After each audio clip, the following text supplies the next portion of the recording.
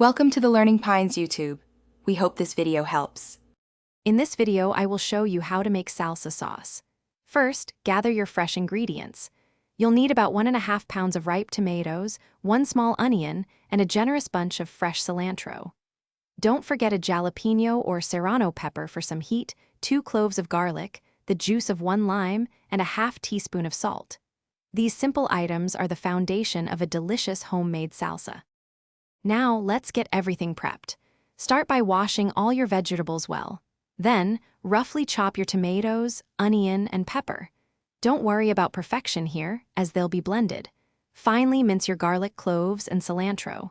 This ensures their flavors are well distributed throughout the salsa. This step is quick and gets us ready for the next stage.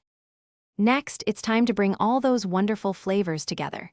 Carefully transfer your chopped tomatoes, onion, peppers, minced garlic, and cilantro into a food processor. Pour in the fresh lime juice and sprinkle in the salt. Now, pulse the processor a few times. You want a chunky texture, not a smooth puree, so be careful not to overblend. Just a few quick pulses should do it. Finally, the best part, tasting your homemade salsa. Give it a try and see if it needs any adjustments. You might want to add a bit more salt, a squeeze of extra lime juice, or even another pinch of chopped pepper for more heat. Once it's perfect, serve it up with your favorite tortilla chips. It's also fantastic with tacos or grilled meats. Enjoy your fresh, easy salsa. Thanks for watching. Consider subscribing if we helped you.